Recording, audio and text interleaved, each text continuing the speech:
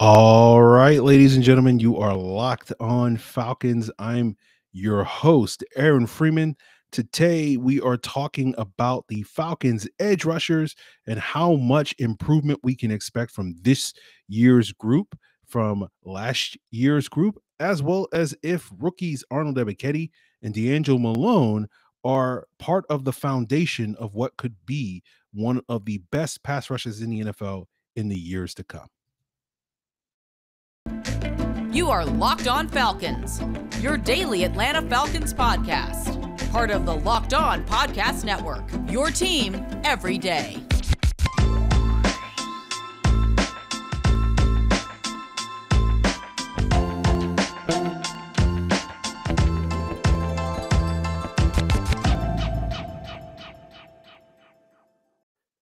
So, guys, you know me. I'm Aaron Freeman, been covering the Falcons for many years, formerly at falcfans.com, RIP, still going strong on Twitter at falcfans, and of course, the host of this preeminent Locked On Falcons podcast, your daily Atlanta Falcons podcast, part of the Locked On Sports Atlanta podcast family.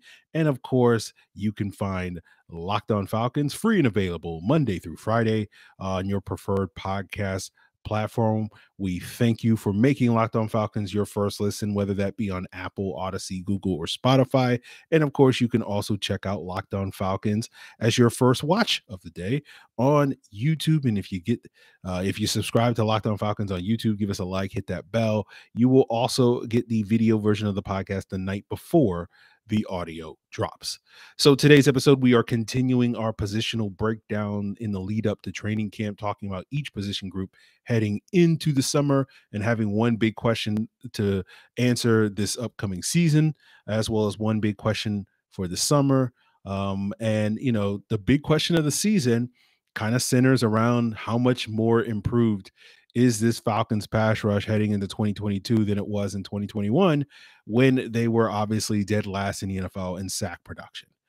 And I've sort of done some preliminary number crunching. I know some of you guys eyes glaze over when I just throw a whole bunch of numbers at you. So I won't necessarily do that too much on today's and go through my methodology on how I came up with these numbers, but just know that I came up with some sort of median projections on what, based off of, a certain amount of snaps that, Lorenzo Carter, Arnold Ebiketie, Ade Ogundeji, and DeAngelo Malone will have this year, to come up with some median projections on what their sack production, what their pressure production should be, based off of, sort of essentially splitting the difference between what I think is their low end projection as well as their high end best case scenario production. And for Lorenzo Carter, who I suspect will get the majority of the snaps among this position group, I project a median projection for him this season of 7 sacks and 44 pressures. Arnold Ebiketie, who's next, will get 6 sacks and 38 pressures. Ade Ogundeji will have 2.5 sacks and 21 pressures. DeAngelo Malone will have 1.5 sacks and 13 pressures. And so when you add up those totals, that amounts to 17 sacks and 116 pressures, which is a significant improvement from what the combined total of the edge rusher group for the Falcons in 2021 were. And that was 8.5 sacks and 68 pressures. So it's double the sack production and 70% more pressures this season based off of my projections. And that's just coming from the edge rushers group. And so that doesn't necessarily factor in improvements elsewhere made on the roster, where I think, we have made several improvements elsewhere at various other position groups that will enhance the pass rush. We talked about the addition of Eddie Goldman on the last 2 days of episodes, as well as yesterday's. And so, we'll see if the Falcons can kind of double their sack production this year, going from 18 sacks to, say, 36 sacks, which should get them closer to middle of the pack in the NFL. I think, we'll just sort of see if they can do that. And I think the edge rusher group, based off of my projections, are potentially going to be able to get them at least halfway there to doubling that sack production. I think another way that the Falcons can enhance their sack production in 2022 versus what they did in 2021 is by utilizing more stunts and twists. And that was something that Dean Pease didn't quite do as much as Raheem Morris, based off of sort of my defensive charting. Now, I don't do sort of comprehensive defensive charting, and maybe other places might have different numbers or whatever the case may be. But over the last couple of years, as I've been charting the defense and charting their coverages and all these other various facets, one of the things I do pay attention to is, if and when a pressure is generated or a hurry or a sack or whatever, does it come via a stunt? And I do make note of that. And going back the last 2 seasons, just looking at the last 8 games of the season rather than doing some sort of deep dive into it. But in 2021, I only counted in those final 8 games about 7 of the teams, combined pressures and hits and all that stuff coming via a stunt or a twist.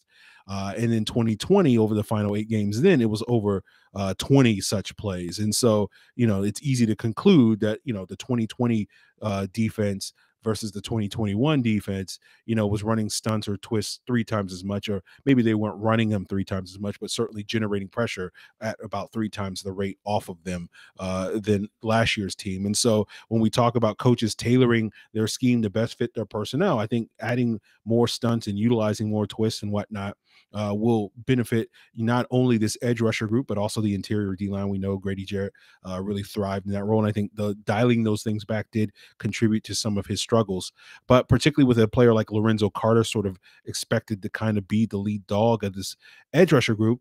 And again, not necessarily a comprehensive film study of Lorenzo Carter from his days in New York, but I did take note of what film I did see of him, and it was a decent amount, looking at his like sacks and hits and pressures and whatnot, that a lot of them came via stunts.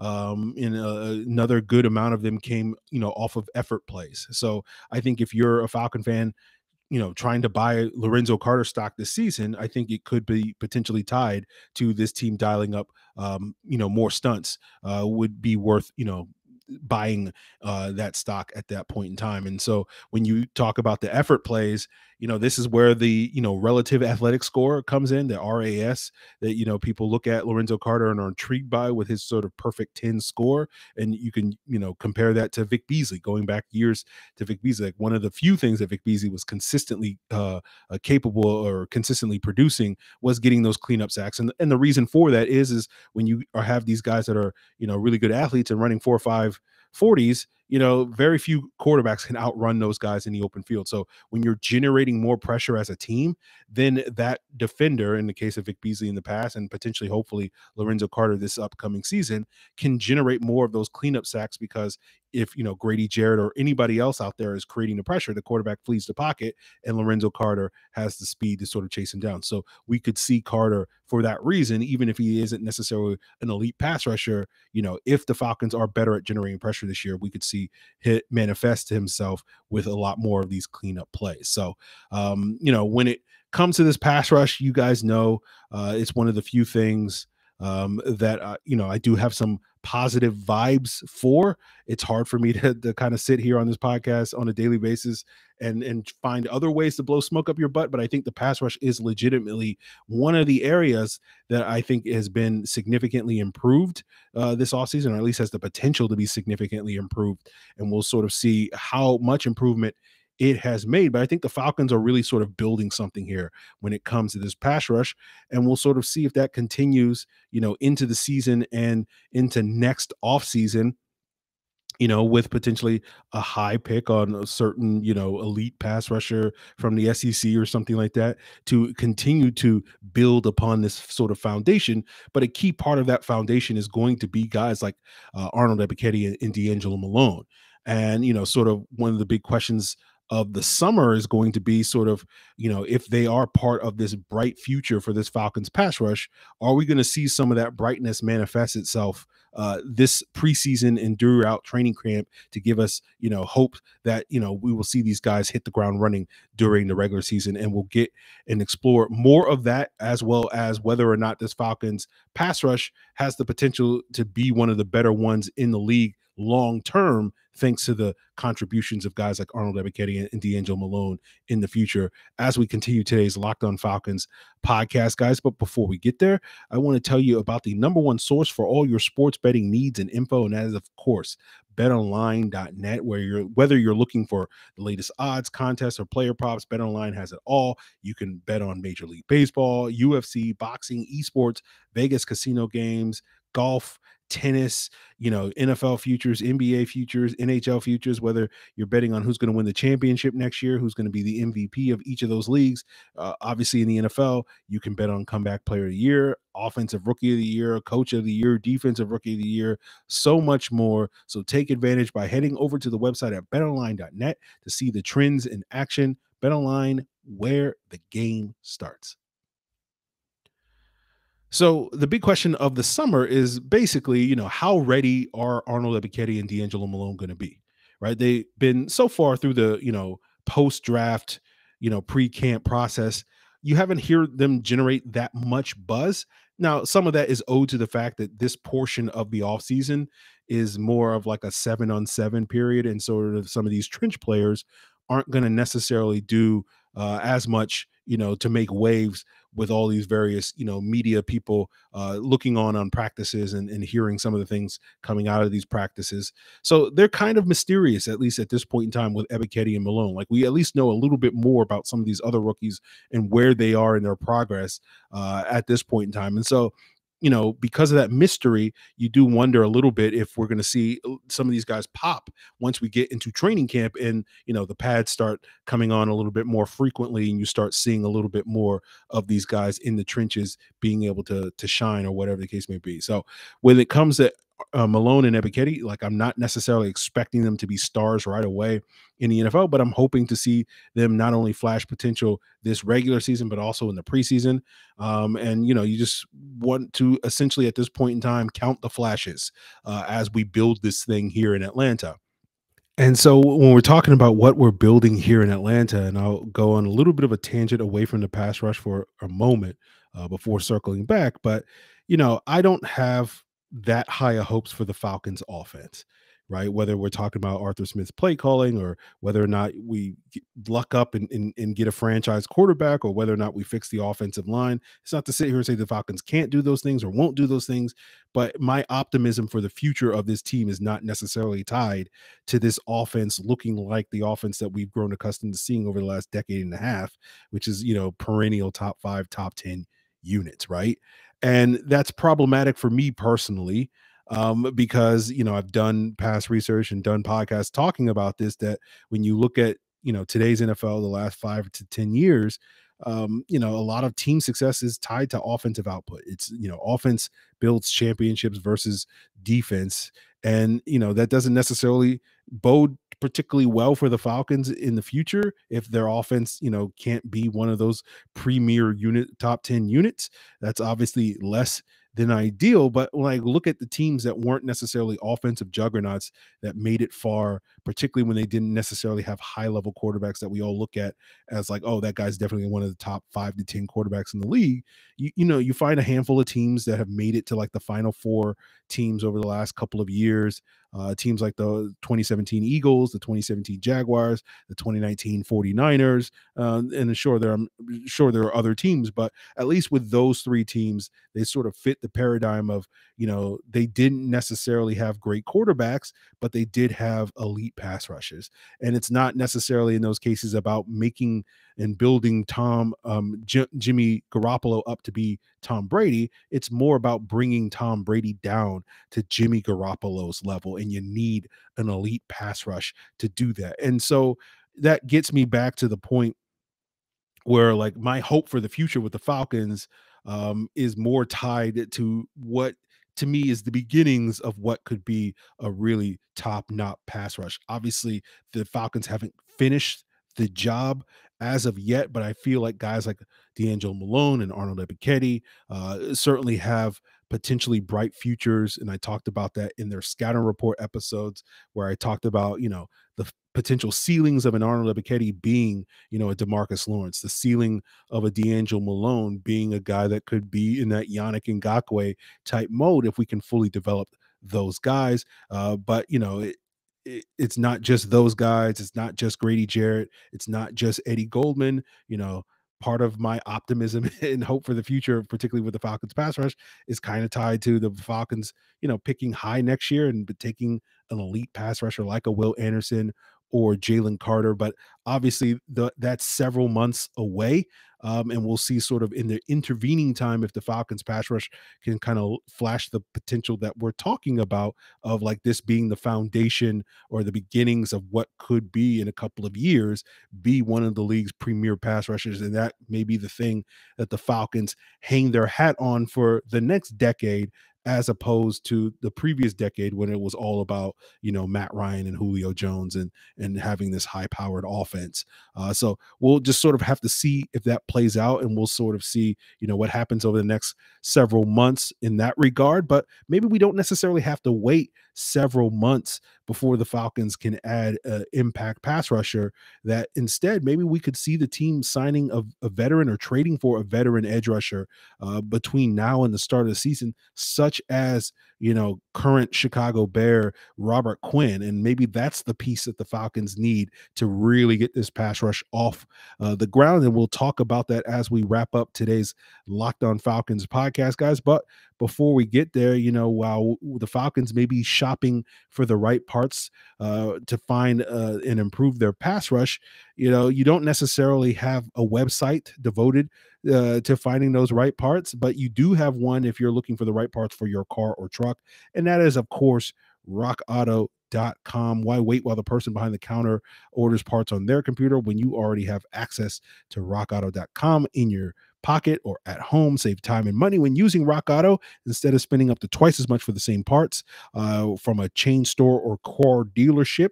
Rock Auto is a family business serving do-it-yourselfers for over 20 years with reliably low prices for every single customer. They have everything you need from brake parts to tail lamps, motor oil, even new carpet. All you got to do is go to rockauto.com right now. Use their easy to browse website and see all the parts available for your car or truck. Right, Locked On in the How Did You Hear About Us box so that they know we sent you. Amazing selection, reliably low prices, all the parts your car will ever need. rockauto.com. So when we talking about the Falcons edge rusher group, let's talk about some of the other guys in the room. And I don't have any profound thoughts on any of these guys like Jordan Brailford or Quentin Bell, who were practice squad guys for the last couple of years. And we'll see if this is the summer that those guys can kind of finally put it all together to earn a roster spot. I will talk a little bit about Kwoni Dang, the undrafted free agent out of Cal. 2 years ago when I was watching Jalen Hawkins' film after that draft, when you're not necessarily in love with the prospect that you're supposed to be watching on film, sometimes your eyes stray to other players on the film.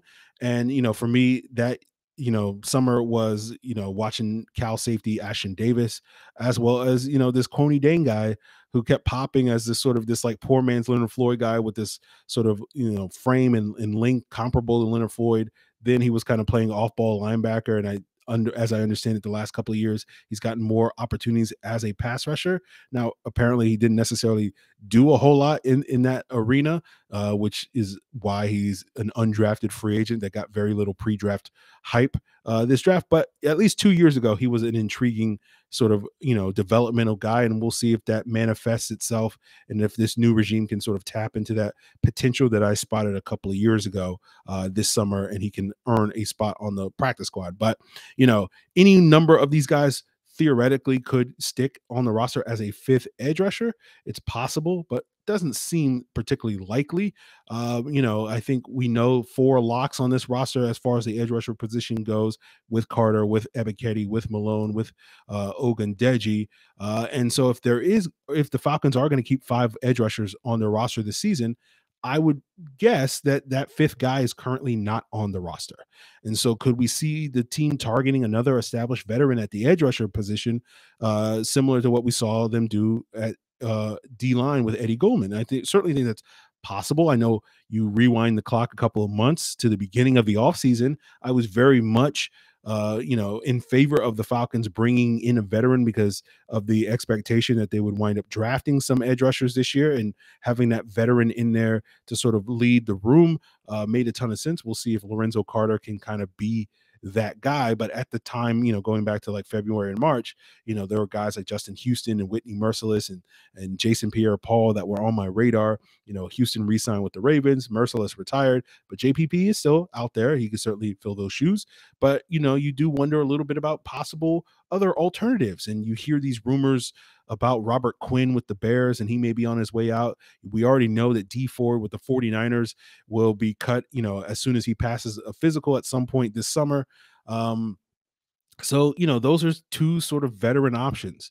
Quinn is obviously, very interesting coming off an 18 and a half sack season. Also has those, Chicago Bears connections, has played for this coaching staff with Ted Montesino being the Bears outside linebackers coach when, he was there in Chicago. And, we know that Robert Quinn nearly was a Falcon 2 years ago, where, allegedly, at least according to him, he flipped a coin. And one side was him signing with the Bears, one side was signing with the Falcons, and obviously it went in the Bears direction. So maybe this is an opportunity for that to sort of come full circle, and the Falcons can sort of erase the bad taste of the Dante Fowler signing out of their mouth. But we'll see what happens with Robert Quinn. The various reports are that he's not necessarily happy. He skipped mandatory minicamp. We'll see if the Bears shop him later this summer or cut him outright. You would imagine, given the type of production he had a year ago, that they're not going to give him away for free or anything like that. But we'll just sort of have to see how that plays out. Quinn is 32 years old currently.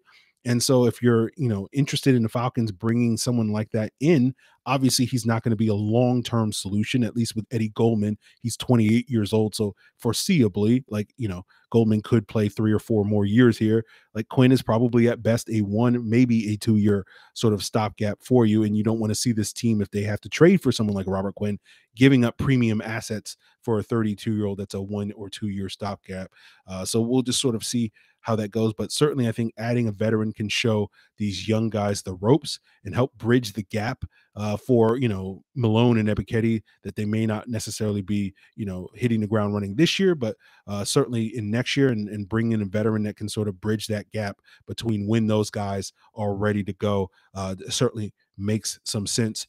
So while I was definitely more gung-ho, I guess you could say, on the Falcons bringing in a veteran like 4 months ago, I'm not as gung-ho on that now, just because I'm intrigued by what Malone and Ebiketie could do, as well as the possibility that, the Falcons, they need to get Eddie Goldman in here. They need to get another body on the D-line. But, let's not go too crazy with upgrading this pass rush in the meantime, right?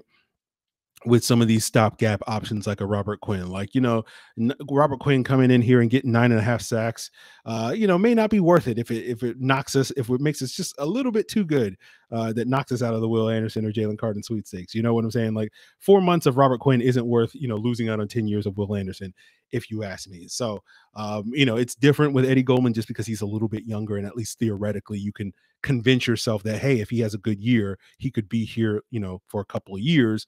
Robert Quinn, if he has a good year, great, awesome for Robert Quinn, awesome for the pass rush, and woe to Tom Brady and the rest. But it's not helping us long term. Is kind of the point I'm trying to get across. It's a short term fix, not a long term solution. So we'll see if the Falcons do that. That's part of the reason why I'm not necessarily maybe pump the brakes a little bit on going after Robert Quinn or D Ford, or maybe JPP. He's a little past his prime. He may not necessarily move the needle as much.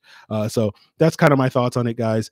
That's really my thoughts on the edge rusher group. I'm optimistic that we'll see big improvement from this group alone, going from what was without a doubt the league's worst group of edge rushers in the NFL.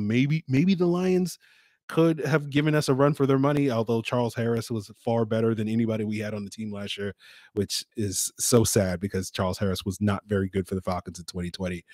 But outside of that, I don't know if the Falcons have gone from worst to first. Certainly not. But certainly, competent is what we expect out of this edge rusher group this season. We'll see how it plays out. But certainly, if there aren't many things that that can bring a smile to this face. But talking about the potential of the pass rush, particularly given where the Falcons are potentially situated at, potentially high on the draft, we can tank this thing a little bit. It just gives me a little bit more positivity about the future of this team. That at least if I don't necessarily have that optimism and it's attached to the outcomes for the offense, hopefully, we'll see better outcomes for this defense. And I think it does start up front. And so I like what I'm seeing so far. And I think, there may be a nice foundation here for years to come. So that will do it for us here, guys. Tomorrow we'll be talking about the linebacker group. And I know that's an intriguing position for others because, certainly we don't know who the starters are going to be, right? There's legit competition. So as we break down that position group, we will talk about sort of who those starters will be. We'll talk about, what the future is for Deion Jones as well. So make sure you stay locked here on Locked On Falcons tomorrow to hear that. Make sure you stay locked on Sports Atlanta or Locked On NFL as your second listen after you've made Locked On Falcons your first listen. So guys, appreciate it. Don't have anything. I'm trying to think anything else I need to say before we duck out of here. No, not really. I'm done talking. I can't go a full episode if I'm going to say positive things about the Falcons defense. I got to bash the Falcons offense just to bring a little bit of balance to the show. So that's how it goes, guys. I appreciate it. Until then, man.